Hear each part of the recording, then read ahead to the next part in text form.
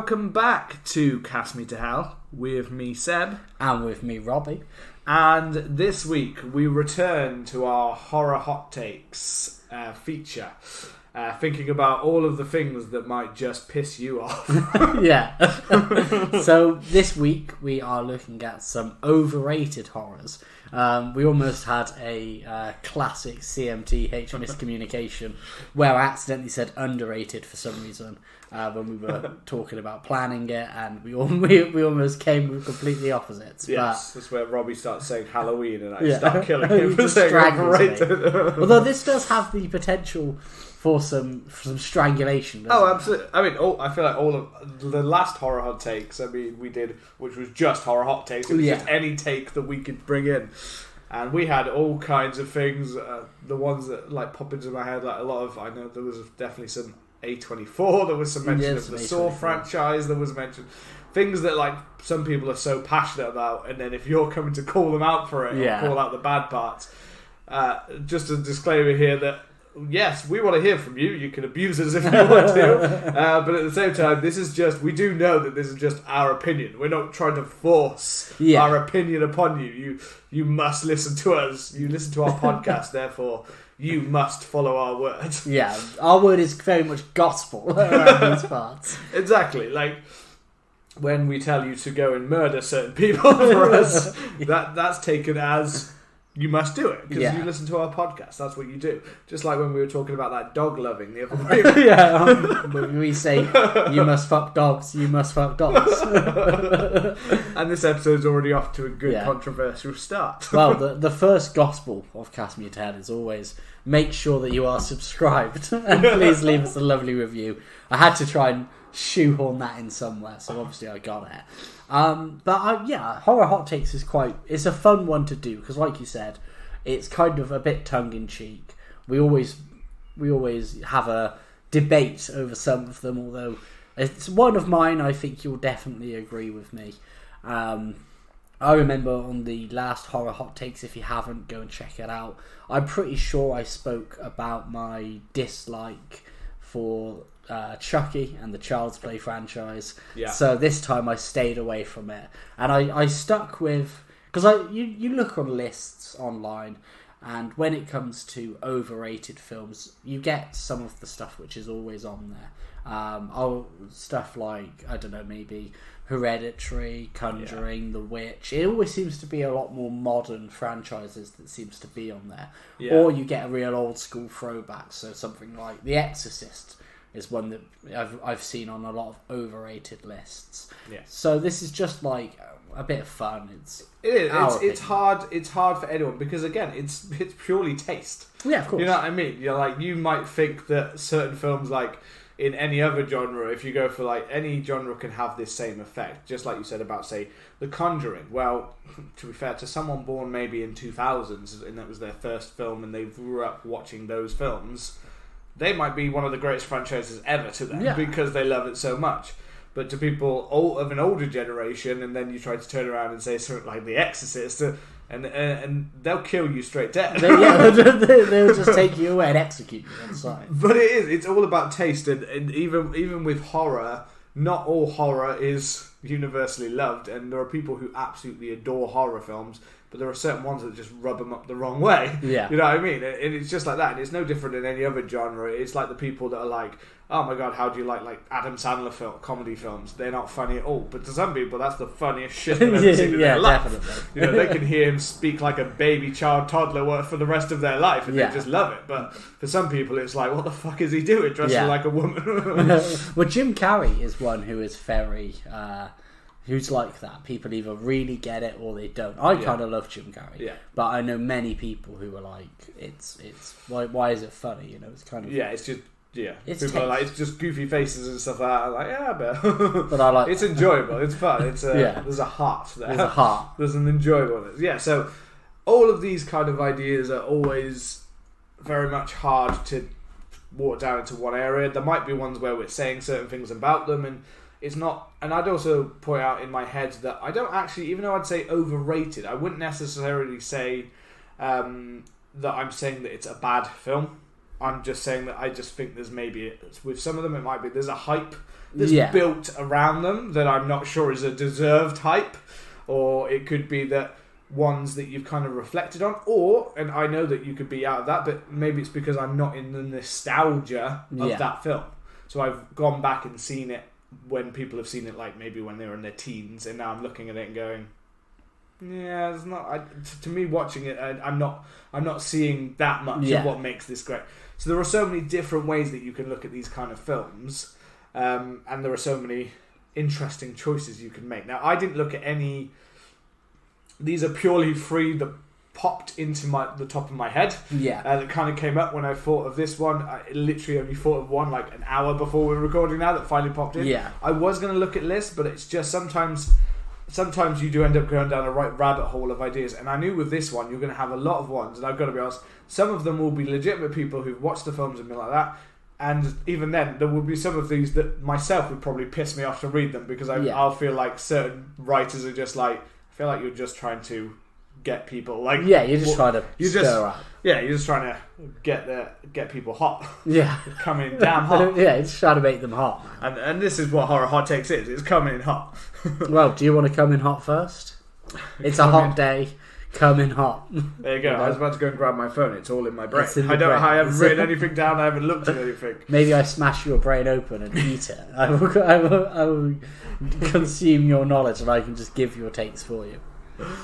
Okay, so I'll go with... So my first choice, and it will be interesting because, as I said, I have no backups here, so if you say one, you might hear me go silent for a second while I'm racking my brains for what my other choice is. I mean, same. Or I might just have to delve in with you and we'll just talk through the film, and we just won't have free each. My first one is The Blair Witch Project. Okay.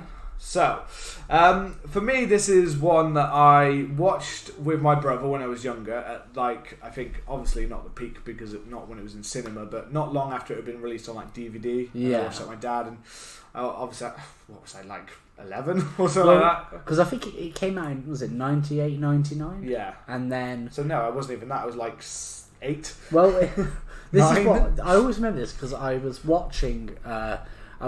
like a video, and it said how long it takes for it to leave the cinema and then to get to home video and then to get to terrestrial TV. Yeah. And it first said, I'm sure it said once it leaves the cinema, it can be on DVD in like 9 months to a year. Yeah. And then it can take like 4 or 5 years for it to come out on, like regular TV. And I always remember that because now, like, you'll get a film comes out 2 months later, you can watch it at home. Yeah, sometimes it's not even a month now and it's already on digital streaming and release and things like that. Not Blu-ray or anything like that. That's normally a good 6 months. It's normally a good 6 months, but usually streaming it's pretty consistent. Yeah. And I remember because a lot of the films that came out around late 90s, early 2000s, you did have to wait a while. So it probably came out. You probably saw it maybe like a year after it was released. Considering that now, reflecting on the fact that I was about 8 years old, I mean, I wasn't part of that hype train anyway. No. I wouldn't have been, because I wouldn't have been strolling into the cinema let's do this. I was a good 10 years off the age to be allowed to do that. I remember watching this with my brother, and obviously there'd been such a big hype around it and things like that. And I remember sitting there and watching and waiting for when something going to happen. And I know that this experience is something that if you were part of the hype and you were part in the cinema and you saw it in that first experience. Now, looking at it from that, I can understand maybe for someone why it wouldn't be overrated, because you were part of that original, like, I saw that in the thing, like any kind of big hyped up event, like, I don't know, like when you see like Avengers Endgame and we were there and people were like cheering at parts and literally like, oh my god, and you get into that big hype build up of it. So I understand completely that part, but I just remember the fact that I was an 8-year-old, and no, I was never hugely scared by films, but I still should have been kind of freaked out. But I literally was like, remember it getting to the end and be like, what the fuck, what did we just watch? Like that, like, obviously, because there's not a lot to it. No, it is a very simple kind of low budget And I've said before about how amazing I think they did with the promotional work for this film, because they made it obviously like a real. People thought it was real. People I thought think that's real what carried footage. Yeah, that is totally what carried it. It carried it all the way. But I do believe now that this is one that I don't think, if you go back and revisit it now, it's not really. I feel it's overrated because it will be put on a lot of classic lists. But unlike a lot of classics that I see, if you go back and look at this, it is a film that was very much of its specifically like a very short period of time. And I don't mean like it was of that decade. I mean it was of that like year. It was of that time only. I have to agree. And it's such a small frame that I don't think you can put it into that box of like, it's, that's the style at the time. Yes, it did start a bit of a trend, but this one, I just feel there is such a lacking to what actually happened in the film that if you're drawn into the promotional, this really happened, oh my god, then that would be amazing. And I'm sure for anyone who saw that and was in that first hype train, they're like, but that was fantastic. But I think that's something that's very much seen with like those kind of beer goggles, kind of hype goggles or whatever. You know what I mean? Rose tinted glasses, isn't it? Absolutely. And I think if you now watch it now, I mean, even compared to other ones, it's really just such a lacking film. Yeah, there's just so little to it. And I get the art and I get the idea, and I applaud for what they managed to pull off. Yeah. But it's kind of like they pulled off the greatest like heist of making people like really believe that this was. It's almost like making a film.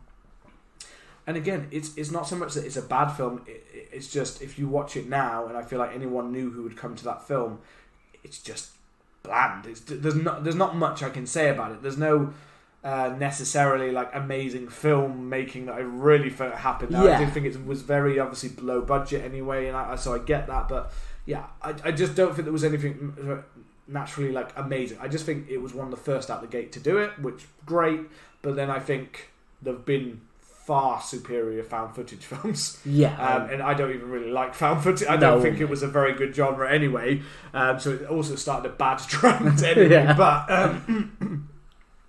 I do just think there's just a bit too much. Is anything you're thinking on that? Well, that actually really links on to my first one, so I'm going to piggyback on yours. Go on, piggyback a lot. Because my first one is actually Paranormal Activity from 2009. So we haven't planned this because it actually syncs really well. Because I actually was going to mention that I'm not a massive fan of found footage. I've seen some found footage films that I thought have been really good. I'll be honest, I know like Wreck's a good film. I think that was our must-see horror, the first one that we covered. There's stuff like One Cut of the Dead, and there's other found footage films. Like you see films and then you just kind of like forget about them. Rise of Leslie Vernon.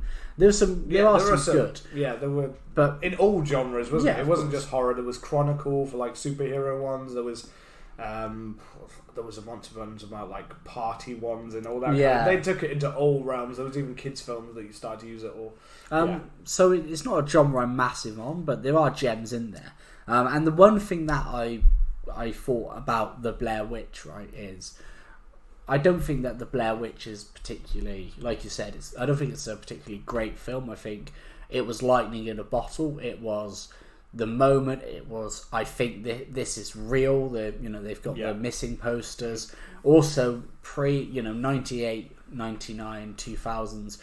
None of us really went on the internet very much, so it wasn't like, this is it. It was kind of like, this is actually real. Pure promotional. It was pure promotion. And the promotional posters, as I've mentioned before, they looked like wanted. They looked like wanted posters. Not wanted missing posters. So when you saw those all over the place, you were just like, you don't always glance at them properly. Yeah. I think it did have studio names or whatever on it, but it was still like... It was fair. It looked like... You didn't look, so you're like, oh my god, I've heard about this, I've seen this, and everyone was thinking that's because they put them all over America. Yeah, and then it started to spread on like the news and stuff about this film, which people are confusing for this or think are real, and and it also had that thing of like, it was very word of mouth, like, oh, my brother's friends watched this film and it's awesome, it's based on a real thing, it actually happened. And again, a lot of people truly believed it.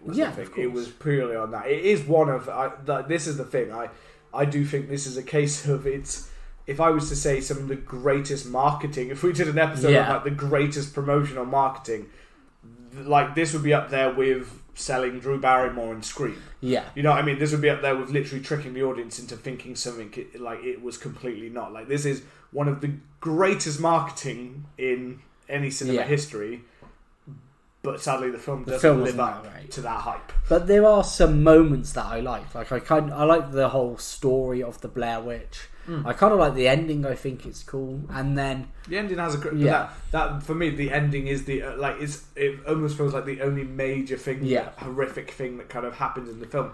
The rest of it is just a lot of shaky cam, crying on camera, it's not that that doesn't work. I do totally get the kind of like the idea of it, and I like the mythology of the Blair Witch, which isn't like hugely, it's not really delved into much at all in it, but it retrospectively like becomes a bit more interesting with the newer one that was done and the second one. There's kind of a bit more, and there's some interesting online theories like that this, like, you know, they get teleported to different places. There's even a theory that like the whole story of the Blair Witch isn't real, and that the two guys in it just killed the woman, and it's the whole thing's a setup so they can kill her. So there's some kind of cool stories about it. Whereas that's cool, it's one of those like it's one of those that, but that's cool stuff around it that's come from it. But a lot of that stuff's more interesting again than the film itself. However, Paranormal Activity. Yes. This is one that I thought about and then went, for me, because I have mentioned before about Paranormal Activity being one that I'll go swinging for. So I was like, I'm going to avoid the ones that like seem like I'm obviously just out of this franchise from me, because I've said several times I'm not a big fan of supernatural ones. Well, I ended up getting dragged to every Paranormal Activity somehow, and there was just like some friends who wanted to go and see it, and I was like, well, I want to go see a film with my friends. We'll go see Paranormal Activity. I don't want to see it. Well, we'll go see it. And I think I saw like the first 4 or 5. But the first one was, I genuinely felt it was so mind-numbingly boring that I remember watching it, and it takes its whole time. It tries to do this whole kind of slow build realism thing, which just doesn't land. It doesn't come off well. I think I've told this story on the podcast before, but I was watching it, and this was before I wore glasses, and I couldn't see what happened. The main scene where the woman gets possessed and her boyfriend goes out to try and, you know, see what's going on, and then his body flies at the camera and she comes up and she's all demonic. I thought it was a tennis ball. Yeah, the end of the film. I thought it was a tennis ball getting thrown at the camera, so I was like, oh shit. And then actually it wasn't. I had to like go back and rewind it, because I think I watched this one not in cinema, on DVD. I had to rewind it and sit closer, and then I saw that it was a body. It's a body, and I was like, okay. And yeah, there was just, you know, it was clear baiting for a sequel. And the weirdest thing is that it went on. It was on a $15,000 budget. It went on to make $195 million, and it has an 83% fresh on Rotten Tomatoes. I don't get how. There's like no tension. There's nothing. This is an odd one for me, that I literally avoided this franchise completely. So I would see it. I'd see parts of it. But I just was like, I just don't want to watch it. I just don't think that looks good. It looks crap. And everything I'd seen of it, I was like, this is for me the lowest common denominator of what I think makes a good horror. This is banging noises to make people scared. This is basically turn up the volume and just make it really loud so that's scary. Which, fair enough. To some people, that might be scary, so that's fine. But for me, I'm like, but that's the excuse instead of actually coming up with a compelling character or story or anything like that. And I finally watched the first one. One about a year or so ago, I think. It was on TV, so I watched it then, and I was kind of just lying there watching it, and I don't know why, and it's because the first one actually kind of gripped me. Oh wow! What the fuck? So I am not saying that I don't think these are over, and as a franchise, I believe these are hugely. But I also can't speak too much of it. That's why I didn't, because I've only seen the first one, so I can't talk about any more of it. So therefore, I feel a bit hypocritical to just be like, yeah, they're all shit. This one sucks. That one's I think it might have just been purely because it just like caught me. Like I was just like there, like I'm finally going to watch it. I was like, maybe it's just because I had such low expectations. Maybe I expected to completely hate it, and I was like, it wasn't as terrible as I thought it. As you thought it was, but that still wasn't good English. I think at the same time, I was sat there just like, oh yeah, like. I'm just kind of interested in like how they've shot the next scene or things like that, like what happens next. But at the same time, it still doesn't mean that I think it's a great film. I just thought it was like a little bit more interesting than it piqued my interest slightly more than I expected it to. And as I knew that they continued to get worse or get more, or they got more money and just started to go into different places or try and make them all bigger, I was just like, that just still sounds like it's lowest common denominator horror to me. Oh yeah, it's get teens into horror kind of thing. Like it was very much that, like introduction to horror. Maybe I'd be like, okay, yeah, you're too like scaredy now. You need to do Paranormal Activity, or you need to do some low level kind of horror. You need to do a couple of the remakes that are not so as bad as the originals, or you need to do, you got that. We've done Introduction before, some episodes some time ago, don't know when, but we've done these episodes, and that kind of, I don't know, there's just something about the Saw films, to be honest. I would kind of, once it got to the sequel, I'd put into that same category of basically, and this is the era for me of horror where it's like a lot of people point to Paranormal Activity and Saw as like, yeah, but they kept the horror genre alive. They boosted money into it when there was no money like left in it by the end of the early 2000s. And I'm like, well, did they? Because I feel like they were literally, until we started really taking our characters seriously and actually coming up with story first before the horror kind of thing that we kind of have now in our kind of proper like renaissance of horror. I'd say this was the driving force that almost drove horror into the ground, of people going, yeah, they're just shitty like gore based horror, or just bump in the night kind of stuff, and that's all you get from horror. And that was all we got from horror for about a good, felt like 10 years. I'm not saying there's not some gems in there, but there was a good 10-year period where it felt like half the time in the cinema the only big releases were Saw, Paranormal Activity back to back. Yeah, it pretty much feels like that, Or there you get the very like occasional reboots, but before we had like requels and all of that, so you just get like the Texas Chainsaw Massacre 3D, which I'm a fan of, but then you get just like random films like that, but it was always dominated by Saw, Paranormal Activity.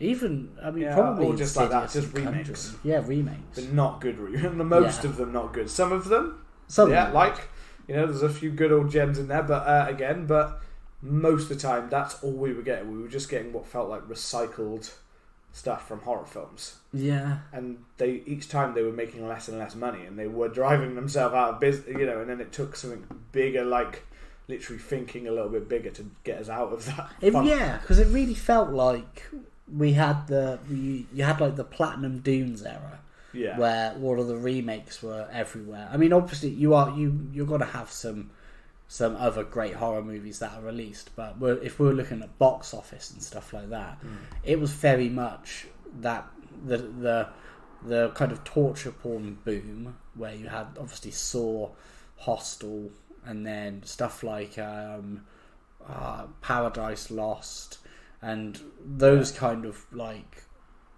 gross films where it's all about grossing people out basically, and torture.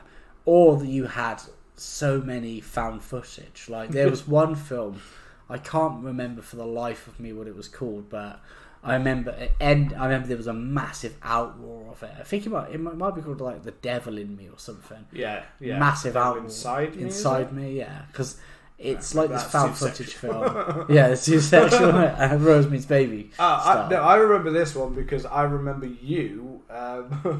You went to the cinema to see it, and then you told me about the ending. Yeah. And then I said, like, well, I didn't want to see it because it just didn't look. It was your favourite at all. But literally, you told me about it, and I said that sounds like. I remember literally being like, that sounds like the most insulting fucking ending ever. It like, was. Send you to a website. Yeah, it was like this car crash. If you want to see more, go to this website. It's like, what do you fucking mean? I'm gonna sit in the cinema, and that comes up on the screen before, and it's not like now where you have like a phone where you can just like briefly jot something down. It was. Yeah. I remember this being like maybe like the iPhone 3 or 4 was out. Not many people had iPhones, so you'd have to be like, I have to remember this web browser and fucking go on. It was insulting, man. Yeah, no, I mean, for that way, in that one respect, that is stupid because it's literally like. So what you're trying to tell me to do right now? Either you're trying to tell me to take pictures of the film, which is illegal, to do that. Or you want me to write it down right now, but I might not have access because half of the cinemas, to be fair, normally don't have great signal on them anyway. But it sounds like you want me to do that. But then the other insulting part is like, instead of coming up with an ending, you just decided to send me to something else. To a website. It literally, like, that's the most ridiculous shit ever. It's like it's like Scorsese making Goodfellas and then going like, if you want to read the rest, go read the book. Yeah. Go read the book. I'm not going to tell you the ending of the story. Here's the book. Go buy it in the shops right now. Like, that is. It just ends with a link. Cheap. Yeah, a link to the Amazon page. Yeah. It's like, okay, I'm going to read this book now. Yeah, it was awful, man. But that whole era, dog shit, and kicked off by dog shit. 90 minutes, whatever it was, of people in a house. See, I always and thought then that you liked Paranormal Activity because you'd been to see so many of them. Because I remember you going to see them, and I remember, I'm pretty sure you invited me to one before. I was like, no. No, I had to go because my friends wanted to go at the time. I was like, I don't want to watch that. But that was It is really that people that didn't like horror would like Paranormal Activity. Yeah. But like people that would be like, I don't really like those kind of horror. Like, what do you like? Paranormal Activity, and that was pretty much about it. It was like our friend Blaze used to hate, but the only one he would like, he'd watch Paranormal Activity. Yeah. Before he would watch before we introduced him to better horror. Yeah. Like he used to, that would be about the era that he'd watch. He'd pretty much watch Paranormal Activity. That was the only horror he'd like to watch because he said that wasn't as bad. But that's bad for someone who says they were terrified by horror to then be like Paranormal Activity. But then these people said that they were terrified. It's like. Yeah, but are they? Because you said that you're terrified of horror, and if you'd seen proper horror, I feel like you'd be much more fucked up. There's much more terrifying experiences than just like a woman leaving a room and then a chair moving. Like and like these are like I mentioned you were gripped host. Host, yeah.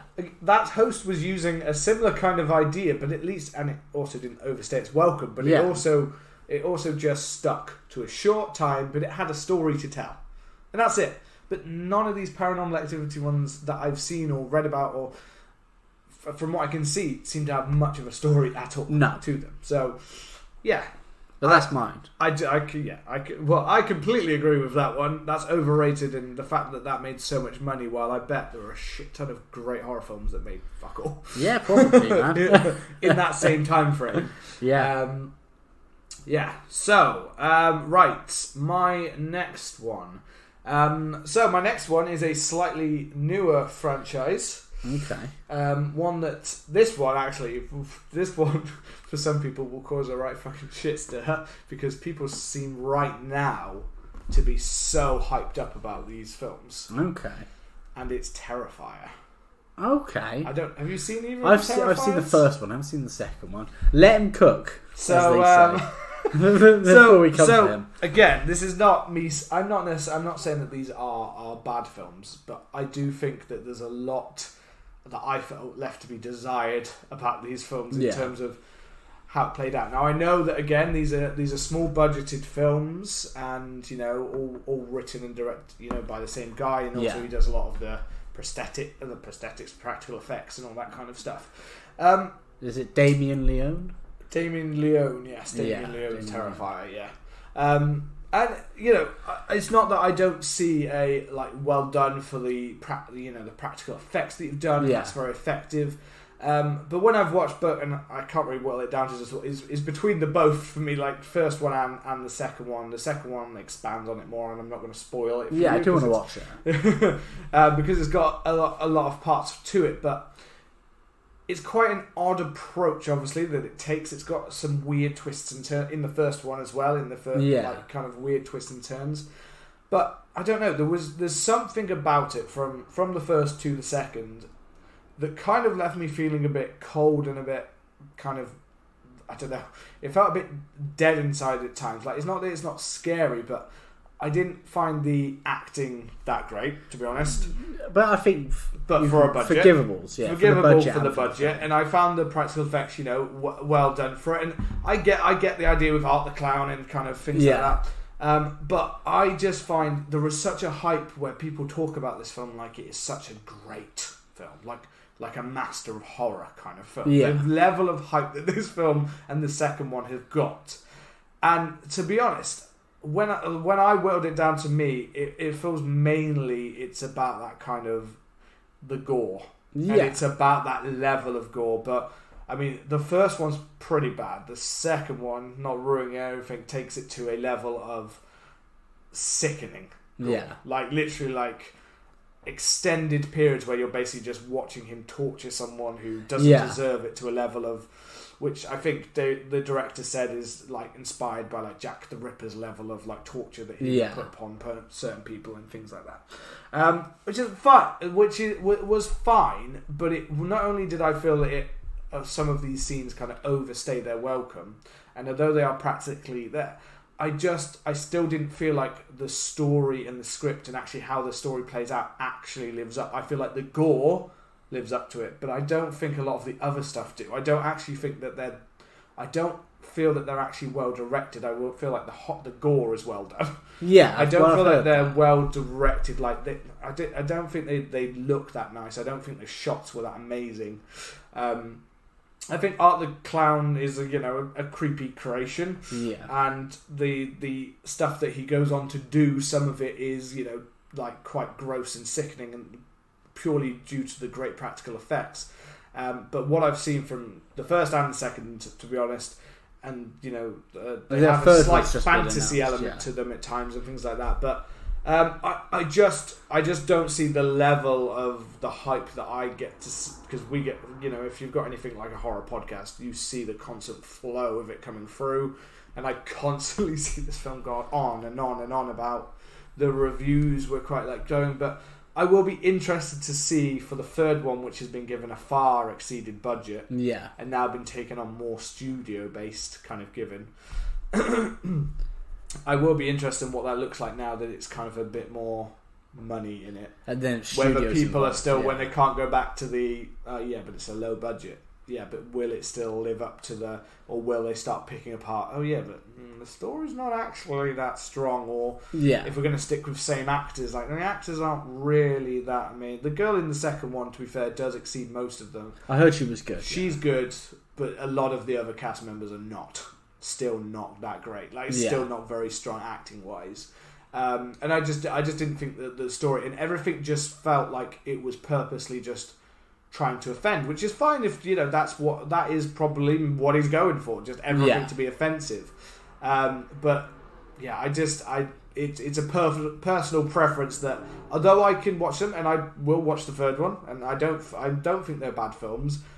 I don't think they're great horrors like people are saying to. I do think a lot of people are basically the torture porn. What I feel with these films. And I've watched the first Terrifier and I enjoyed it. Like you, I thought the gore was brilliantly done. I thought the characters were okay. I thought in terms of how it looked and how it was shot, it was okay. It did have that kind of very B-level, quite amateurish way, which some people do see as a charm. So I can get that. I just find it. Maybe it's because I'm getting to that age now, and it's not that it's gore that I'm against or that, because I fucking love gore in a film, especially when it's well done. And and slasher films as well. If anything, one of the films on my list suffers from not having enough gore. It's when things become torture specifically. It's when it can cross the line between being kind of scary and kind of terrifying to just feeling like mean-spirited.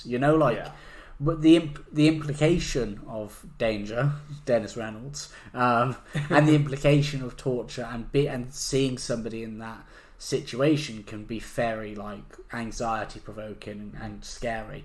But it's if you're watching like 10-15 minutes of somebody being brutally tortured, it kind of gets to the point where you are like, okay, like I've seen this, like you're numb to it. You get numb to it, and then it feels a little bit mean-spirited. Especially, I mean, if it kind of goes for the throwback of like old style slasher films, and in old style slasher films, sometimes the young kids who were getting killed were dickheads. They're a bit of an asshole. Yeah, but the deaths.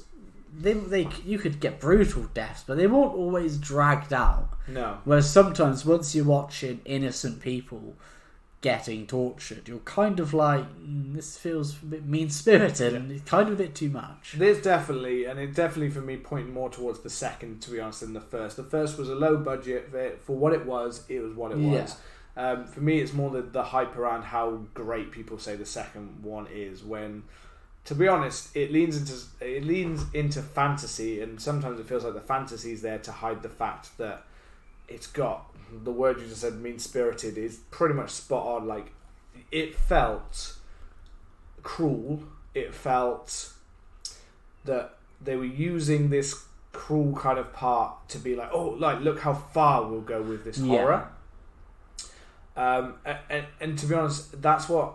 It felt like a fan fiction of horror to me. Yeah. It feels a bit like it's like someone who's not like the greatest writer. It's like writing some of those horror books you see on Amazon, which are like people that have independently done themselves. Great for you, well done. But if you've ever like had a little peek at any of those kind of books, you're like, this just doesn't read well. This reads like someone who's trying to do something. And I think the great horror filmmakers actually understand that there is a line. Yeah. And I do think when you start pushing over that line, like this, like Terrifier 2, I would say some of the scenes in this, I literally wouldn't, like, it's to such a cruel level that someone who actually has those cruel sensibilities inside of them, like, this is a film that I can literally see, like, yeah, I believe that if that inspired someone else to do something that's sick, like, if that makes them interested, I could believe that this would inspire someone else to do it. Yeah. Because it's pushed to such a level that, when you've got someone who, like, to tiptoe around, but someone who literally surgically is taking part by part while the person is still alive for about 10 minutes of just seeing that. Not only is it the numbness and the mean spirit and stuff like that, but you're just like, this is actual proper sick. This is like I know it's practical effects, but this is literally like the only line past this is to literally watch someone being murdered. There's nowhere else to go with it, kind of thing. Yeah. And I don't know, but for me, not only is it overhyped because to me it still feels like a fantasy fan fiction of a horror film. Like it doesn't quite meld the second one. Yeah. And that's one part. Not that I don't think you should see it. I think you should sit just for that. But I think for some people it will scar them. But I think that part's that, and as I said, the practical effects are great. But I just don't think. I still feel like it's torture porn getting away with trying to act like it's got more than it actually got. Yeah. And people treat it like it's a masterpiece of horror when it, and I'm not saying the critics' review, they were okay with it, but I do think that the fact that they're saying it was made on such a small budget, saying like a lot of the reviews when you read them say like it's amazing what he did with this. Yeah. And sometimes I feel like with certain films, and even back to say Blair Witch I just talked about, sometimes that hides the fact that but if it wasn't that, would you still be calling it a great film? Yeah, it's tricky. Or would you say that or would you be putting this in the category of most of the reviewers now going, well, this is just more torture porn? Yeah. You know what I mean? And that's kind of the balance. And I think, although there are lots of the whole film is mainly just about gruesome, mean-spirited killing kind of thing to characters, and it mainly targets the characters that you don't want to die or don't feel have any need or deserving to die. Yeah. So which even makes it feel even more like worse for you that you're following it. So yeah, all of those things came together, and there's just a little bit of that. I don't know. There's just something that makes me a bit like, I kind of don't like the fact that people kind of praise it as much as they do, because I do feel like it has many good elements, but there is a real focus on that kind of cruelness that comes and pushing the line. Yeah. And I don't really like with horror where they think that they can make new great horror because they're just pushing the gore further. Well, the gore, things have been pushed so far now, and people. This feels like, to me, I was watching it going, this is pretty much the peak of where you could go with this. Yeah. In terms of gore and like how to make it feel like that, it feels like the peak of where you can go, and I'm sure in the third one he'll try to push it. Yeah, of course he will. It'll be 1 hour of the film is just watching someone slowly decapitate, like piece by piece, like taking them apart. Get like Colin Salmon in Resident Evil, but instead of it really quick, it's just slowly. Yeah. And it's Colin Salmon, but not just playing himself. For some reason, getting tortured. Just getting skinned for hours. Piece by piece. Skin salmon, That's the subtitle of Terrifier 3. Skin salmon. That's the tins that they sell afterwards. Yeah, skin salmon. Try this delicious skin salmon. Ties in with Soylent Green. Well, my second one is It Comes at Night. Okay, I don't know if you've seen this one now. But you can go for it. It was don't want you to tip. It was 2017. I tried to pick some films from different decades. Is this with Casey Affleck? No, Joel I thought this was Edgerton. I thought this was Edgerton, a different film. whatever you call him. Mix it up. Yeah, Joel Edgerton. Okay. Well, effectively, it's an A24 film, so it's probably going to be very, decisive anyway. Divisive, sorry. I know Terrifier is divisive in itself, and maybe we'll cover it in a divisive films if we ever go back to that segment. Yeah, I'm sure we will cover Terrifier at some point. There is, as I said, we're a podcast, so the fact that there's such a hype means that we must delve upon it. We have to delve. We have to don our diving suits and do it. Well, it's kind of set in a world. I do remember this film. I do remember it got quite big praise. It got big praise from critics, and a lot of people I know who went to see it were like, "Oh, that was really good." And it's set in this world that's kind of ravaged by this strange virus, and these two families kind of encounter each other, and they have to live together, and it's all about the mistrust that is there, and that people are the real monsters all along, that kind of stuff. The problem is it's inspired quite heavily by two films, The Shining and Night of the Living Dead. Both films set with people who are isolated in areas, and it's kind of about the mistrust that's there. In terms of The Shining, it doesn't capture any of that weirdness or that kind of slow descent into madness or anything like that. And with Night of the Living Dead, you have the external threat outside of the house with the zombies. In this, we hear that it's a deadly virus, but then you don't ever actually see anything from this. Okay. You very briefly see a sick dog, and somebody has a dream that implies about the virus, but you never actually see anything to do with the virus. It's one of these kind of slow burns that it's just in there. But unlike Night of the Living Dead, where you have these people locked in a house and this tension bubbling up between them, they try and do that, but it just falls flat all of the way. And it just feels like this absolute slog through a film. For me, it's trying to be like this psychological mind trip, and we're supposed to question the characters and the motives and who can we really trust, but it just doesn't come off. A lot of the performances are just okay.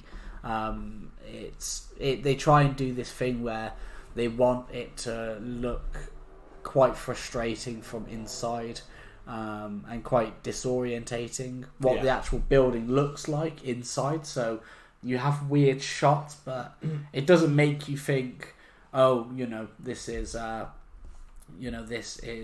how is this house laid out? You know, where am I? And try and throw you off. It just makes it look weird and like it's shot really badly, and it's almost like somebody filmed it and then was like, oh no, let's get somebody else in and we have to do, you know, reshoots of this film in a different style. So it's all kind of, I find like there's no consistency there.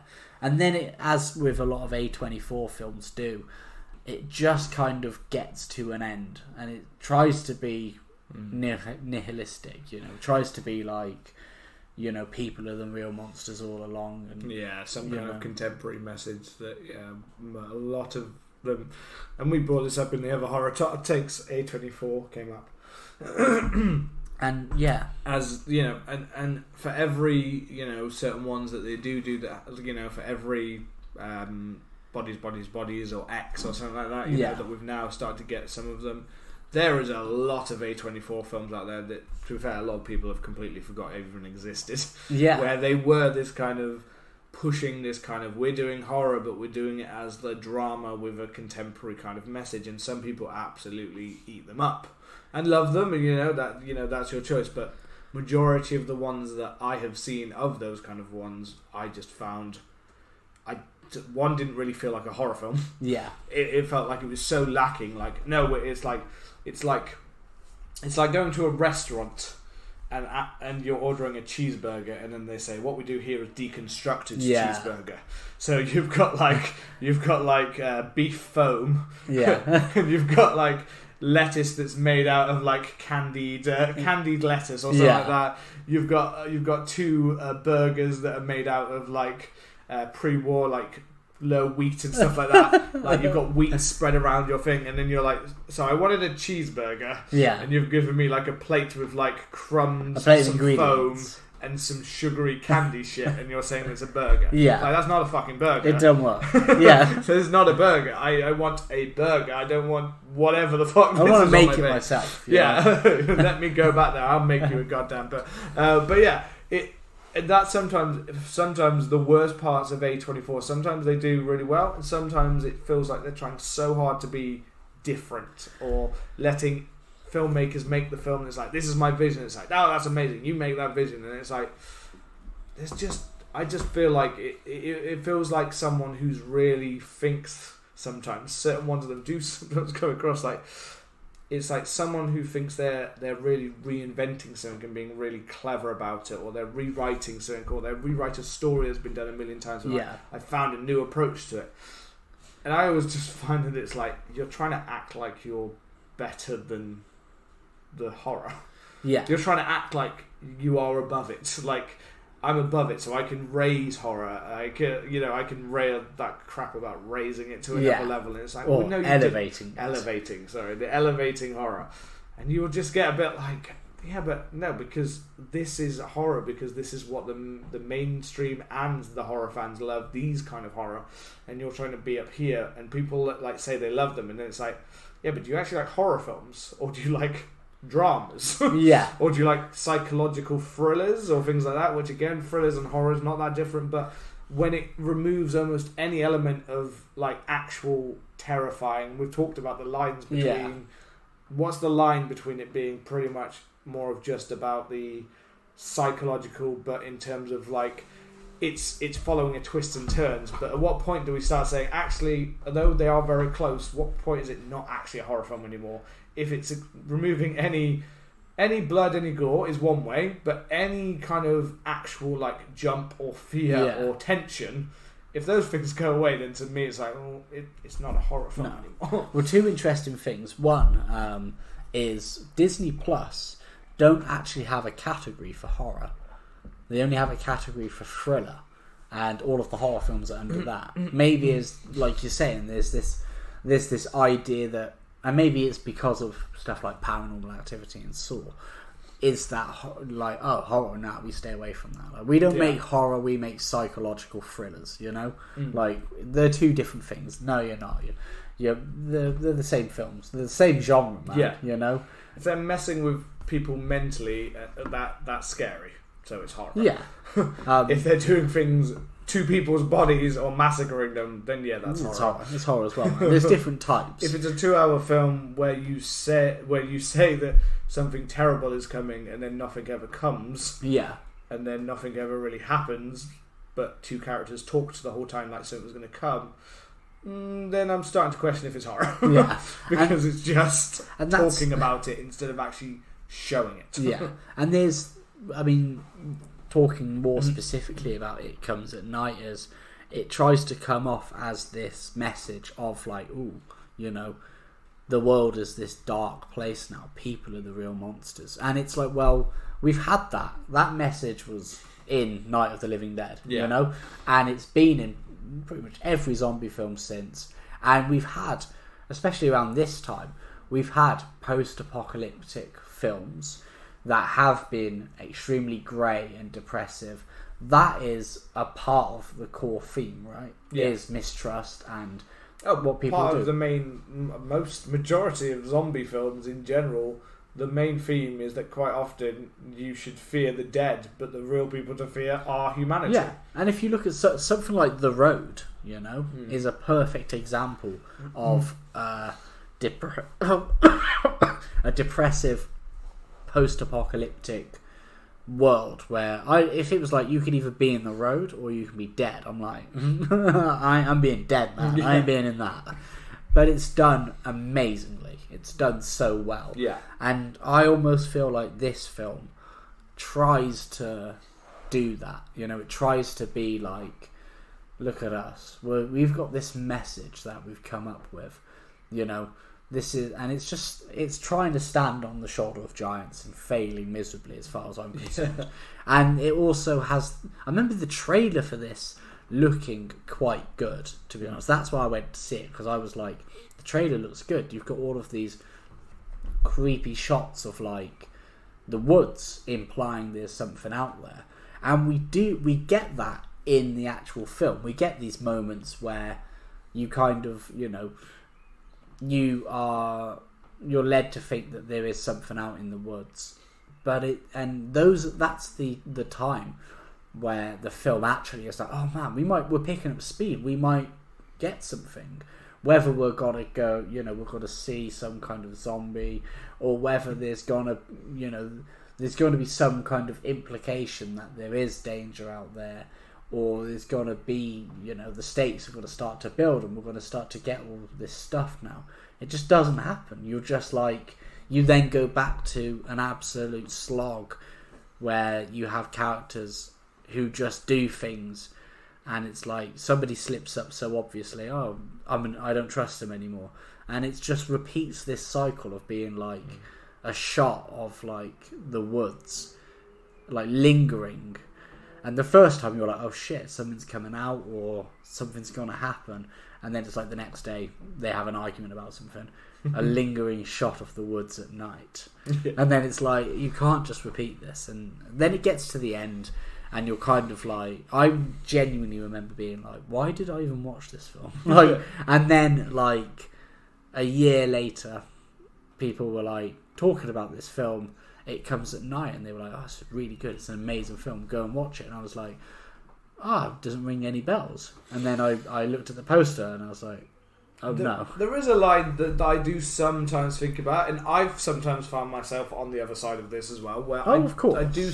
Well, it's taste, like we said, you know. It's taste, but I also think it's knowledge and awareness of the genre. Yeah, I do think sometimes these come down to, I do sometimes find people that will point out these films to me, and I'd be like, yeah, but you haven't really actually delved that much into horror films. Yeah, you don't really know horror films that well, so to you that might seem amazing, but to anyone else, this is about 30 years behind on this, you know, on this kind of point that it seems to be trying to make. Or it could be a case of people are looking at us, you know, listen to us right now and going, you just don't like, it just sounds like you just don't like slow horror films like Blair Witch or Paranormal, or, you know, I mean, it sounds like you just don't like slow burn horror. And I do. And that's not the, like, I love a good more recent one, It Follows, really like that, and that's a slow burner. talked the other week about The Others. That's not fast at all. That's a slow burner. Or Wicker going back Man. to Wicker Man, Nosferatu. We've done that one, and I enjoyed all of these films. But the difference was, one, because they had something specifically to say within the horror genre. Yeah. And the other thing that they all had going for them is they had a consistent story, and it seemed well developed and thought out and didn't rely on just random shots, which is what, say, Blair Witch or Paranormal, and I can't speak for the other one because I haven't seen it, but random, just random shots that they think have meaning when they don't. And it's my biggest pet peeve in a lot of horror films is ones when they just have these random, long, outstaying their welcome shots. And they're like, oh, but if you read into it, it means this and that and that. And it's like, well, if it meant that, then you would have been able to show it me in a way that I believed that. Yeah. But you didn't. You just showed me a long shot and think, looking down a creepy hallway for overextended minute and a half that's creepy. No, that's not that. I could make that shot at home. Yes, I could do that. And you know what? I could then sell it to you, and I could say, "Oh, but it shows the darkness inside their character, or how deep and dark humanity have become." It's like, no, it's a shot of a dark hallway, which is creepy because yes, darkness is creepy. But again, is that revolutionary? No. Again, Nosferatu did a very similar shot all the way back 100 years ago. You know what I mean? It's not anything new. So I do sometimes think there are certain people I'll be like, fair enough, I will listen to your opinion because I know how well you know the genre, or you know film, or you understand it. There's a lot of people out there who will point things to me and say, you just didn't get it. It's like, you've literally only seen films that were made in the last 10 years. Yeah, basically. So to you, that might seem amazing. There's certain twists that come up all the time in films, and you're like, well, it's already been done by about 10 other films. Yeah, I mean, I've got another film kind of on that, which is... I'll let you do it. I'll let you say your one. Just a link. If yours links, mine doesn't link to this, so you can go ahead and then I'll do mine if you want. Yeah, well, this isn't on my list. This is just a film that I feel is exactly kind of what you said, and it's a shame because this director is incredible. He's one of the goats, and it's Shutter Island. Oh yeah, Martin Scorsese and Leo DiCaprio, Mark Ruffalo, the other guy. I've seen that one as well. That one did feel still beautifully shot and things like that. But it's shot, and the actors are doing the best they can. But it was so obvious, It was, and it was one of the. It was like it's not. I'm not saying it's a bad film. It's like it's a perfectly enjoyable film. But if you said this film is made by Martin Scorsese, I'd be like, no, it's not. This is made by not quite Paul W.S. Anderson, but it's made by there are some parts of it that are obviously directing style stronger than many of the standard directors. But if you look at someone who chose a story and they chose that story, it's a very strange film. It is very I get that some people might get more to it, but I do get what you mean in terms of the twist itself is just well, not only has this been done a lot, this twist is a very standard kind of movie kind of plot. But I remember watching that and being like, it didn't feel like they did much interest with it, and they didn't really divert expectation that much. No. I think the only thing that diverted expectation is that you were thinking in your head Martin Scorsese and Leonardo DiCaprio would come up with a better twist than this. Exactly. Instead, that's the only thing I think would have held people back from being like, he's mental, right? Yeah, he's you know what I mean. That's he's a nitwit, right? It was I don't know. That's just a little one that when we first kind of started talking about doing this episode, that's a first one that went to my head, and I was like, you know what, I'm gonna put that more in the thriller category, and I'm talking the plot. That one to me would push more thriller in my head. Not it doesn't try to have some spooky, creepy kind of scenes. Yeah, that's the film I tell my mum to watch. Yeah, when it's mainly about someone who's investigating something, but it doesn't involve any kind of gore or kind of major they're being chased down or hunted down or something where you really feel tension for them, then it normally just makes me think of just a cop investigation crime kind of thing, which I'd put in thriller. proper thriller, you know. But again, it does try to have some horror elements to it. But yeah, no, that's definitely not one of Scorsese's best. No. But what is your last one? My last one. So something that I've only watched recently, and this is one that the goths and the emos out there are going to come for me for this one. Okay. So I've only watched it recently, so I'm not at all part of the nostalgia for this. I didn't watch it when I was like a younger kid. Can I have a couple of guesses? Go on. The first film, and this will be you getting a stone cold stunner. Bram Stoker's Dracula. No, but Bram Stoker's Dracula is overrated. It's banging. It's not a great film. The shirt's coming off. It's banging. I said that one. You did say. Time. I said that. You on did the say other that was on the horror. And I said the same thing. The shirt's coming off. I'm swinging. I'm not a fan of that. So you've got one that's in there. I've said it. Go and find horror hot takes last time. I'm pretty sure I talked about this. I said why that's. That it's overrated. I have to allow you to have your opinion for the sake of civility. The Interview with a Vampire. Maybe. No, it's not that one. Am I going? I haven't revisited. I watched that when I was younger, and I haven't revisited. I've revisited a little bit of it, but I haven't revisited it properly. Am I too like 90s? You're in the right area. I'm in the right area. Okay. I can only think of because the sequel to Interview with a Vampire was Queen of the Damned, wasn't it? I never watched that. No crap. It's definitely not the classic Dracula 2000 with Jared Butler. That one, I don't forget it was called that overrated. I don't forget it was called that overrated. Oh, God. If anything, you're going too classy with it. You're going too classic novel instead of going the other gothy emo, the more stylized. I'm the only other thing I can think of. I don't know if Nightmare Before Christmas. Nightmare Before no, that is a classic emo from our era. Well, to be fair, the one thing from this film that I'm going to talk about, the one thing that keeps sticking in my head, and literally since I watched it has not been able to get out of my head, is The Doors. When you're strange, does that give you a hint? Or have you not? Maybe you've not really seen the film. No, it doesn't ring any bells. The Lost Boys. I was actually thinking of mentioning this as one of mine.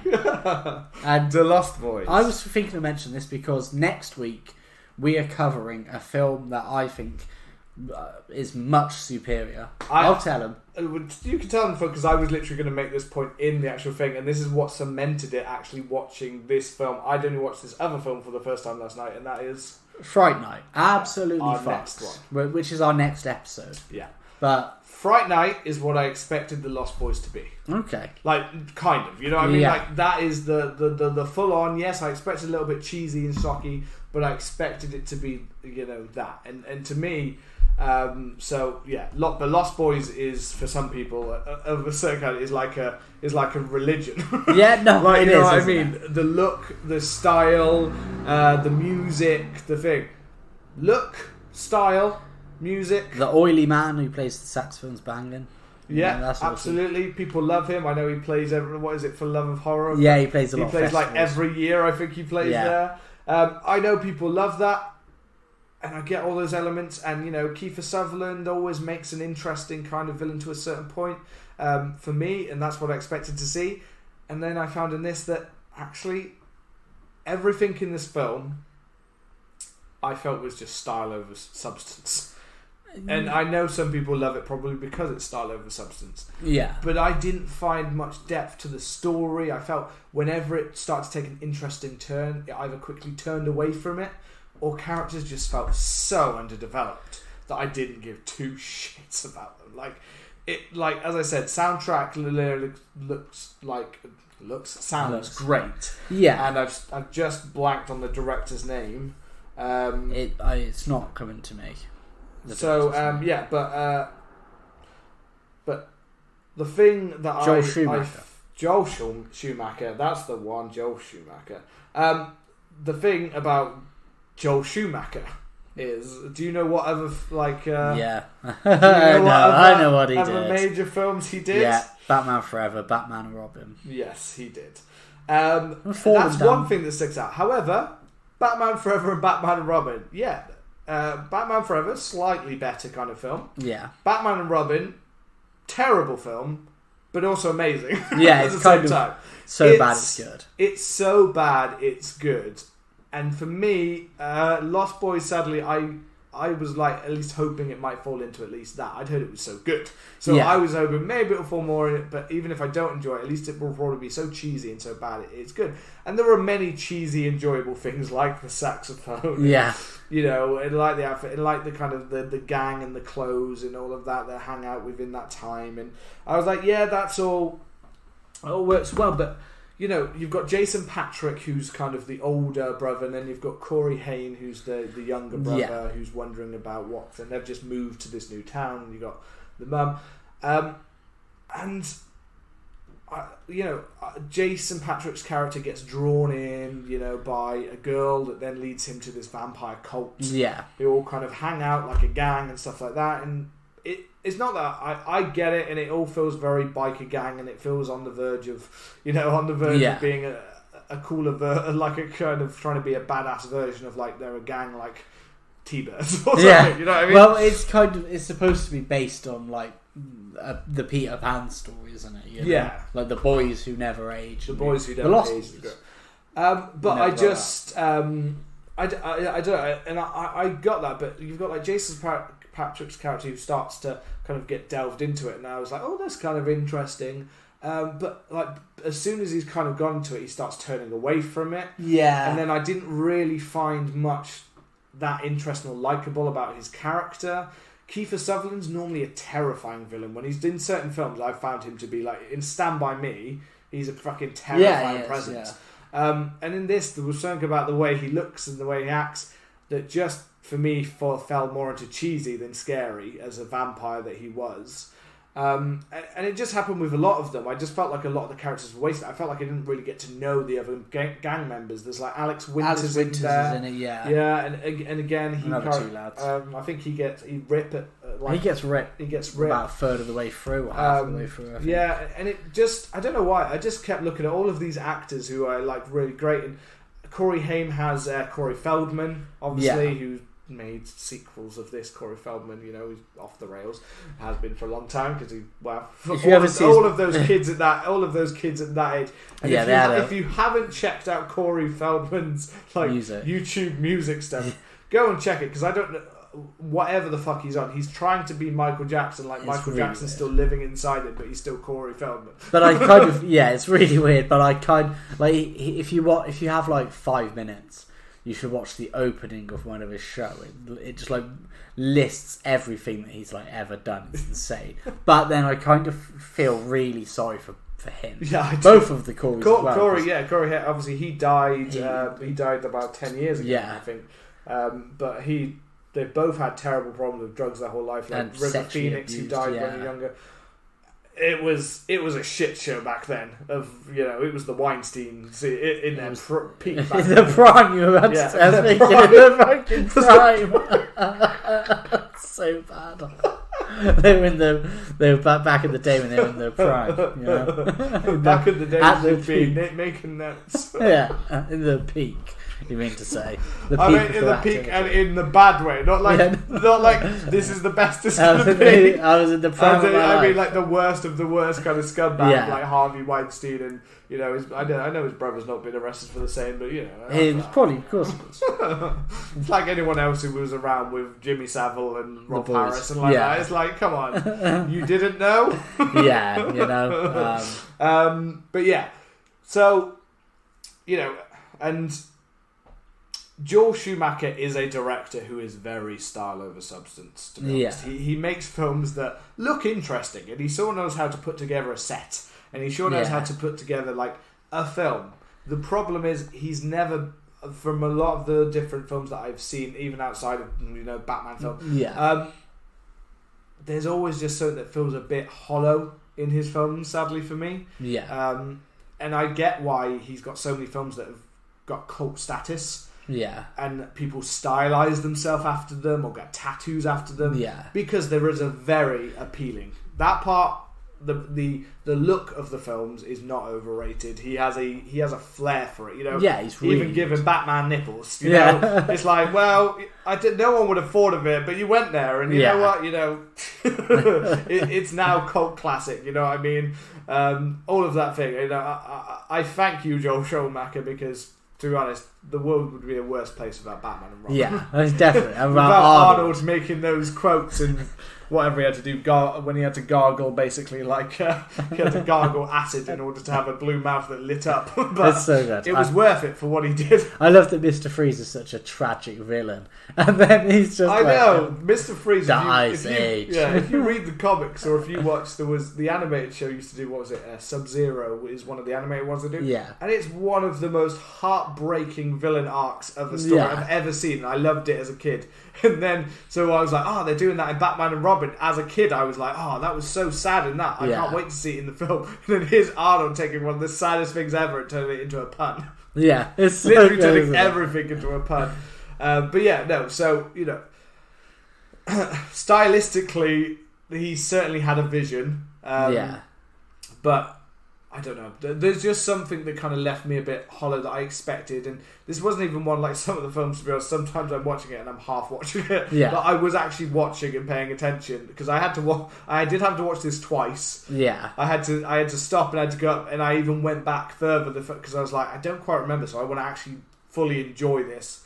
And I don't know. I just kept, even down to the twist that happens at the end, where it's the mum's kind of boyfriend, the town who is. But I think it's Edward Herman or something like that. He was, I think, in the Munsters when he was young, but well-known actor. But he's only basically in like 2 scenes. So again, even that felt like, okay, so you're the leader of the thing, but I don't really know you. All of this has gone by, and mainly the only things I remember is what I feel like you want people to remember, which is they rode around on cool like bicycles, they flew around a bit, they hung off a bridge. Yeah. You know, they hung out like a cool gang. I just think for me, it might be, to be honest, it's that horror as in, I wanted to balance it out with some terrifying vampire. I think them being like that would have been awesome if I felt that they ever got terrifying, but I never felt that they did. Which is where I think, not to get some of next week's episode, which is where I think Fright Night strikes a really good balance, because not only is Chris Sarandon's Jerry Danridge like sexy as hell and smooth and suave, he's also terrifying. Yes, he is. And there was something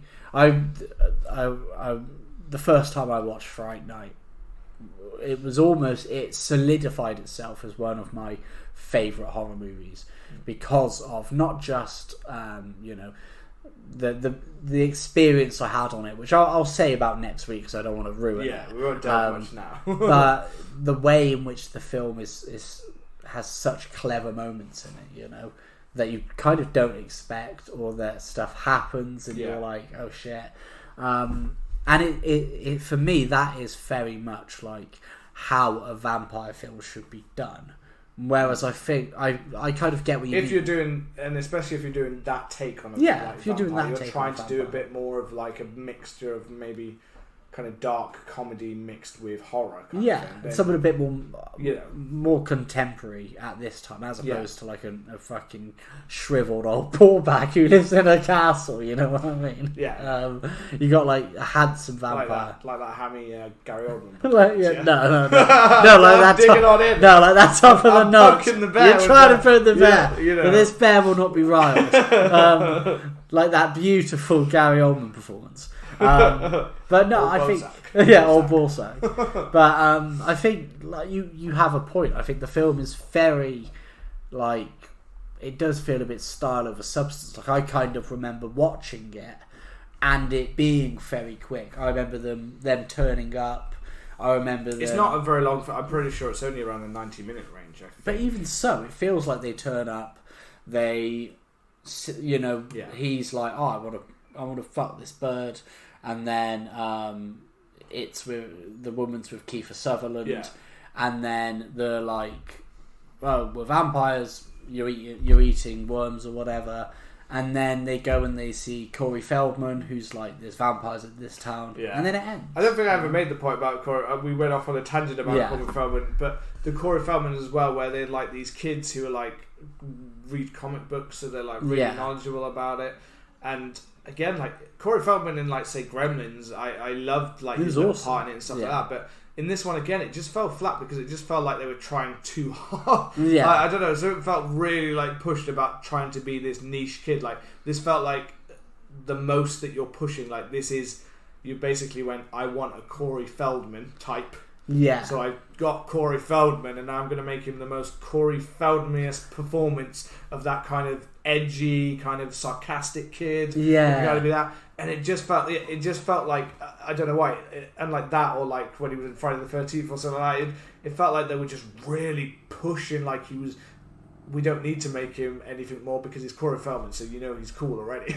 Well, it's weird because in Stand By Me, he is, I think that's where a lot of the mould of him comes from. Yeah. But he's fantastic in Stand By Me. It's genuinely an incredible performance. Yeah. Really emotional, mixed within that sarcasm that he had. That kind of character. He's a very vulnerable little kid. Yeah. And then you get, even in Friday the 13th, I felt he wasn't quite playing into that mould. Like he was still a bit of like a weird kid. You know, he was making these masks. He wasn't like as sarcastic and as like cool. Whereas by the time they get to this film, it's almost like he's in full effect. And I think he's like a stereotype of what they think Corey Feldman should have been instead of what he actually was. And that's a lot of what loses it for character in this film for me, is just the fact that there's just, it so happens so quickly. His brother seems to go from, I'll be part of this gang. Yeah. Even if I am a vampire, I'll be part of this gang.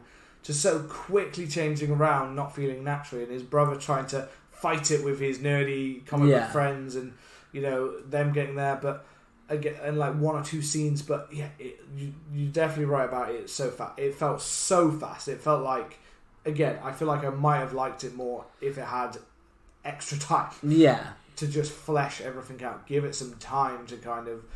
You know, and I liked the idea, and you know, I could see totally someone taking a slightly different approach, but keeping some of the ideas. And a remake, I actually think can totally work with this.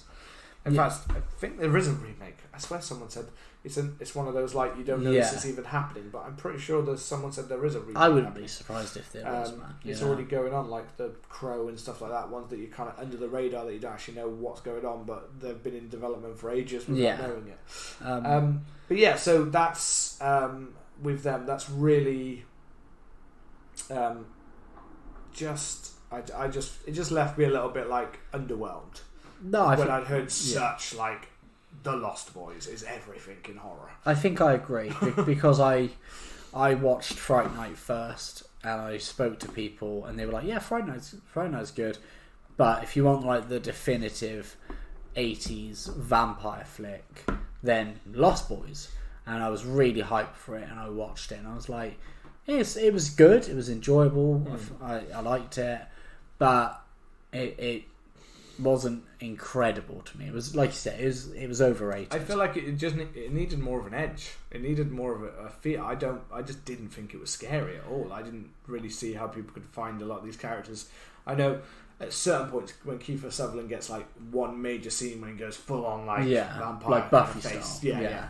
When he goes like that, maybe that one might have worked, but there just wasn't enough of it, and I didn't know enough about Kiefer Sutherland's kind of vampire or his battle. I had to kind of feel like he was more than just a one-dimensional. I'm the cool-looking vampire.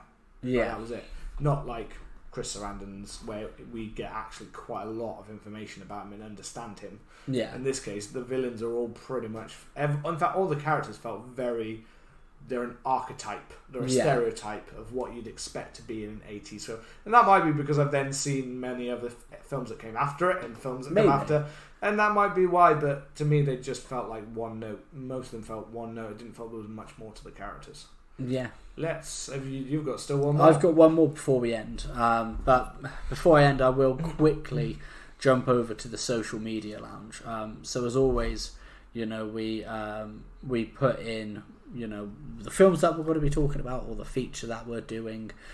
This week we only had one, and that was from our friend Bob Scott, and he said The Conjuring, Insidious, and Hereditary immediately come to mind.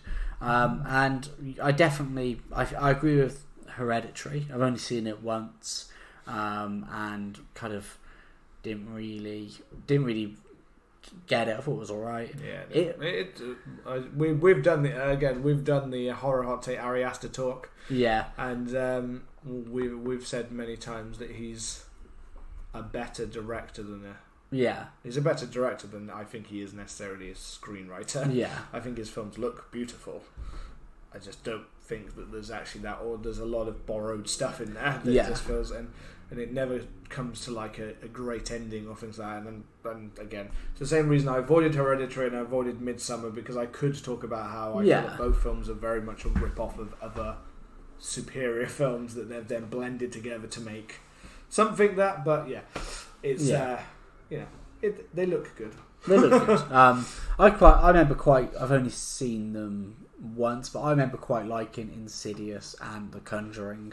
I think we'll come round to covering them, because I think both of them are on the list. We haven't covered either of those. Insidious, Insidious was okay. I think it was a bit better than I thought it was going to be, because I expected that, and The Conjuring. And then I don't know. At the same time, not knowing about certain things, I do feel like though those are all three films that are very kind of modern, kind of set, like they're very modern horror films, and a lot of people, it is ones where maybe we're all just past a certain age now, whereas like we think that those ones are just a little bit shit or maybe derogatory, or as I said before, it's more of a case of we've been there, done that. We've seen those kind of films, and we've seen better examples of those films. We are getting long. Not that they're not all, not that they're not all, fine films, but they do get treated like they're the greatest thing to happen to horror sometimes. Yeah, sometimes. The Conjuring universe as well, especially Hereditary does for that kind of one, and the Conjuring universe sometimes does for like, they've made so much money for us, like they are the best thing to happen to kind of horror, and some of it's good. Some of it's not. Yeah, it's a mixed bag. Well, my last one is it's a film that I watched recently as well. I saw it on a list of quite underrated 80s slashers, and when I put out that I was watching it on Twitter, quite a lot of people commented saying that they were really big fans of this film, and it was a film that I wanted to see for a while. And it's got one of the goats of horror in it. It's got Jamie Lee Curtis in it, and that is Terror Train from 1980. So obviously Halloween, iconic, I have seen this old film. School classic. I've forgotten this film. I don't blame you. Prom Night, which is fun. I haven't seen Prom Night, but I have seen Terror Train. I thought Prom Night was better than Terror Train. Prom Night had some quite cool moments. Had a bit of an interesting story, but was kind of a bit by the numbers almost. Whereas Terror Train, the producer wanted to basically make Halloween. I don't know why. I just straight away expected this to go. I think it's just the mindset we've got now. I expected you to straight go. And basically, the director wanted to bang Jamie Lee Curtis. He probably did. He'd seen Halloween and he wanted to bang Jamie Lee Curtis. Maybe, I mean, this is Hollywood. Everything is just a finance to bang. But they wanted to make Halloween on a train, and they forgot that Halloween works because it's shot great. Full of tension, and it's paced really well. But this film, it sets itself up relatively well, to be honest. We get it always has that kind of classic 80s slasher where a prank goes wrong and it comes back to haunt them.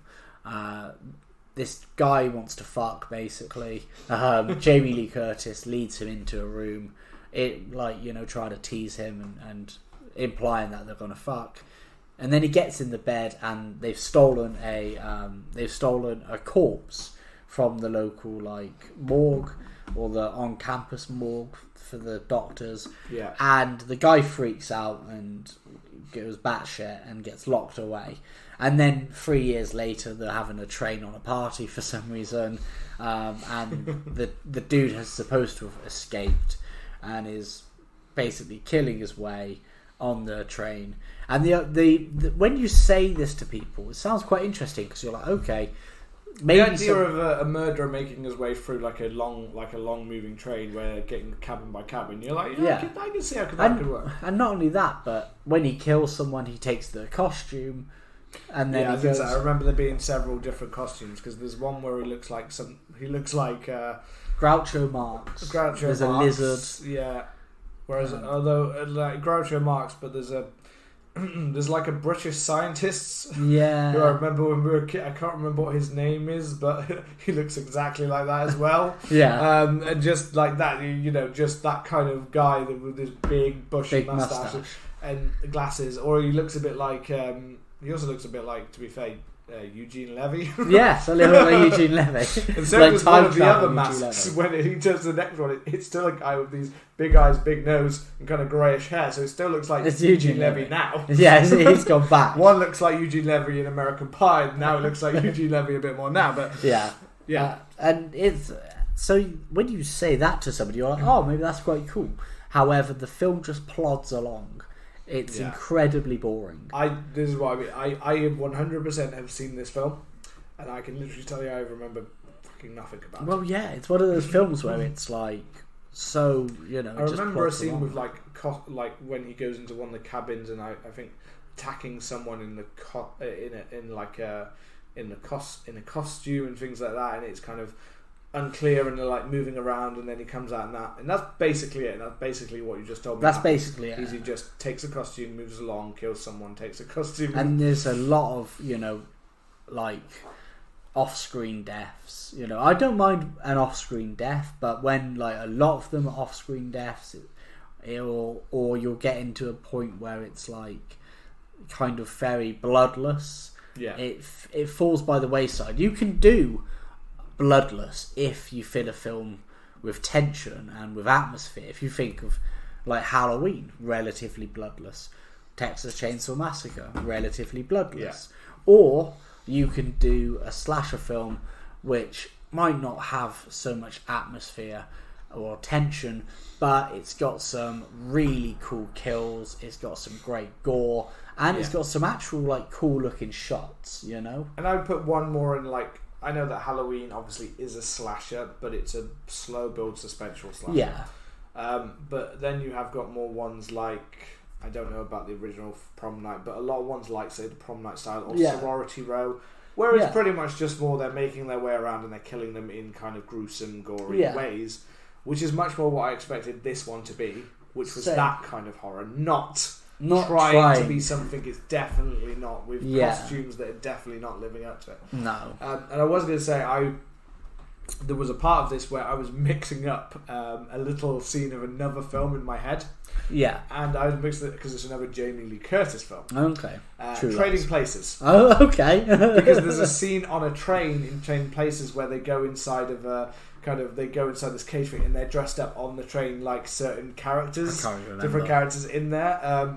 So there's a scene where Jamie Lee Curtis is there and Dan Aykroyd is dressed up like in a costume, and they're in that doing so. I can't even remember the context right now, to be honest. I just remember it involved some kind of cell inside the train at one point.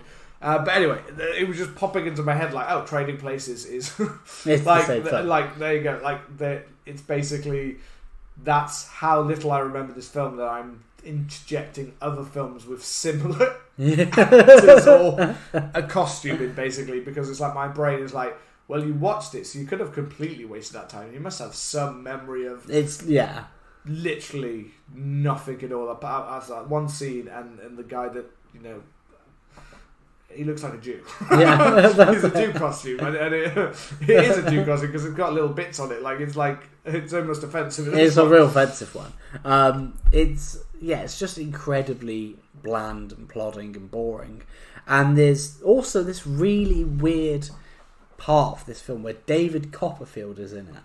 Do you remember that at all? No. Like, David Copperfield is in this film.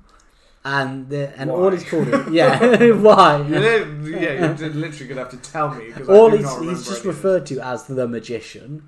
He doesn't really have any lines. Oh, I can remember a magician. I don't remember it was David Copperfield. Yeah, and then that's the weird thing is, like, okay, you can have David Copperfield in it. He can be a magician in it, but I don't think we should spend maybe 10, 15 minutes of the film just having a David Copperfield show where he's just doing magic and all the characters are watching him and nobody's getting killed in the back. It does almost feel like a film that was struggling so much they were like, right, we're going to have to be able to sell something about this film. Yeah, so let's sell on the posters David Copperfield. I'm sure it says on the posters David Copperfield because I'm going to look now. That's probably why it has, because he was popular at the time. So like, add him in, we'll do like a 15-minute magic show.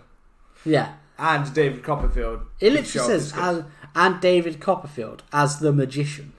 It's so they're literally just trying to sell, like, it sounds like a desperate kind of, oh my god, how can we sell this film? Yeah. And the film's an hour and 37 minutes long, man. It's an absolute slog. And it starts getting... It has this really weird bit where they're like, okay, so the guy who we played the prank on went to hospital. Okay, maybe he's escaped. Well, they were actually investigating him for a murder at the time that he was arrested, just before you did this prank to him.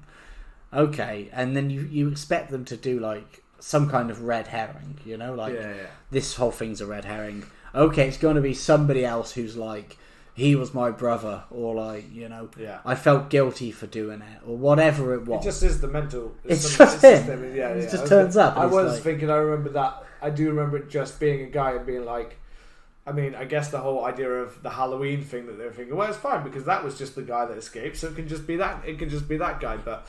Yeah, when it's that, like, changing costumes constantly, it makes you start to think, oh, who's the actual person? Who's the actual person who's infiltrated? Because it's not like Michael Myers went around and kept changing masks. No. You know, and he didn't keep, like, walking around doing so. We knew it was Michael Myers because it was clearly defined in the film at the start. But when you do, like, little teases of, like, oh, there's a way or things like that, but it's not clearly, like, you don't see. Like, you literally see Michael Myers leave the hospital and escape and fight, like, you know, get his way out kind of thing. So you know it's Michael Myers. Yes, they could have still pulled a twist where, oh no, it's not. It's her dad or something like that, you know what I mean? But they don't, because it's pretty clear signposted throughout the film. But yeah, I do remember this one being like, oh, who's it going to be?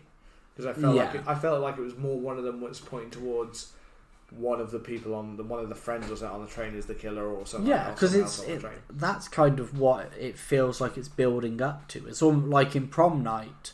You are, you know, it's very similar. Like something happens at the start, like lives are irrevocably changed, and then like you have a time jump, and then the murders start happening, and you're like, okay, is it this person?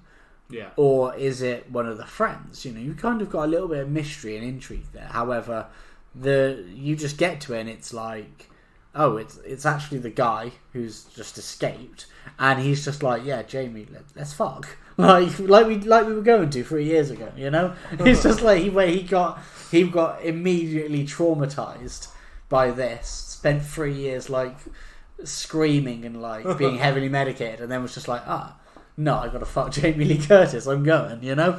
It's so bad. And was that the bit when it changed actor and it was the director? Yeah, it's just him there. Like, right, I have to stand in for him, Jamie. I'm afraid. I have to stand in for the penetration. Now the characters have sex now. Yeah. And there is one really funny moment where, again, we were having this conversation for both our Suspiria episode and Wicker Man episode, where they have the final confrontation. The killer gets thrown out of the train as it's moving. He bounces down this like cliff, and then icy cliff, you know, covered in snow. Then he falls in this icy lake, and then the credits just roll, and it's like, well, he's dead. He's dead. Yeah, it's over. You've seen him die. That's it. And it was just kind of like, oh, okay. And you don't even confirm he's dead. No one cares. Yeah, I was going to say, don't confirm he's dead, and you don't care what happens to anyone left on the train. Nope. Yeah, I know that. And again, but you know, there's ways that do it that leave it on like an interesting beat. And then there's ways that just feel abrupt and out of the way, like we talked about. Like, again, it's not like Halloween ends with a big, long, ending monologue. No. It ends with he shot him, I shot him 6 times in the heart, Jamie Lee Curtis crying on the top of and that's it. But that leaves an impact, and in that one, because they're left with a trauma. Yeah. And that's what you're left with, the trauma and the big cliffhanger question. But that is a kind of ending. Just letting someone just disappear, or suddenly it's like, they're gone, it's over. Yeah. That leaves you just with like, what? Wait, what? Who? Are those people still alive on the train? Are they dead? Yeah. How are they getting? Are they even going to get to the other side? Did he kill the train? Is it going to even keep going? Are they just going to keep going round and round forever? And terror? And it's like you can stretch this film out to 137 minutes. You can have a weird David Copperfield magic show, but you can't just think of like a satisfying ending. Let's cut maybe 5 minutes of David Copperfield and let's stick an ending on instead of maybe let's use Jamie Lee Curtis. And add her on to the end of something she does afterwards, or I don't know. Yeah, maybe they only had her for like. Maybe she was like, well, I'm going to get on the train and we're going to film, and when the train concludes, I'm done. And they were like, oh shit, we need to fucking film this. She's not coming back for reshoots. I don't know. But it was... How many more things can we have him roll down before he goes into the water? Yeah. That's an ending, right? If you just keep him rolling and rolling and rolling. He rolls America. And then David Copperfield brings him back. Yeah, David Copperfield resurrects him and walks on the water. He's like, and just when you think the killer's gone... He's back. He's back. Yeah, but I was sold that it was like a really good, solid slasher. Instead, there was no suspense. No, I remember watching it because I've heard of Terror Train. I've heard it mentioned by people. I've heard it listed off by people. Terror Train, and the fact that I remember nothing, and to be honest, I'm not the kind of person that remembers nothing about a horror film.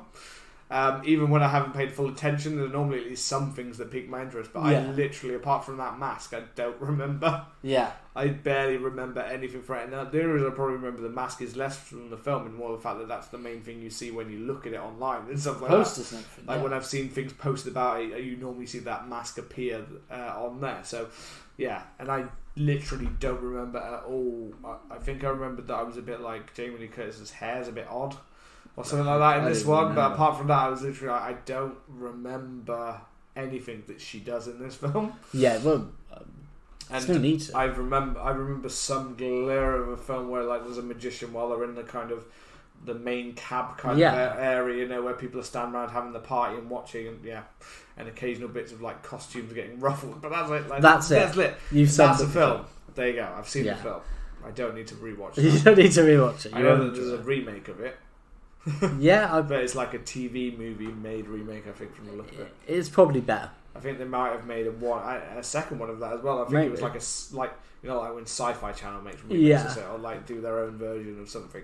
It's like that kind of. Well, I can't imagine it being any worse than this. Probably not. It's probably better. They've replaced it with a proper I think it's just a clown mask now because obviously clown. Yeah. If you're going for a mask, it has to be clown. Obviously. Well, that's That's our Overrated Horrors. Come for us. That's it wrapped. Come for us. Come and let us know your overrated horror movies and the films that we discussed today. I imagine Lost Boys would have definitely ruffled some feathers, I'm thinking. Lost Boys... Terrifier, I think. Yeah. But feathers need rustling every now and then, as far as I'm concerned. So come and let us know your thoughts on the films we discussed and any films that you feel are overrated horrors. You can find us on Twitter, Instagram and TikTok at CMDH Podcast. Remember to hit that subscribe button and please leave us a lovely review. Hitting the subscribe button really does help us. Our Suspiria episode got us to 23 in the Italian Apple podcast charts, which is pretty cool. We are now... Pretty high ranking. Yeah, Rome invaded us many, years ago, and now we are starting the counter invasion as we start to climb through the Apple Podcast charts. We are very happy with those. In fact, we've crossed 6,000 listeners, so thank you for that as well. Hold tight. And make sure to hit that subscribe button and join us next week as we discuss Fright Night. Take care and goodbye.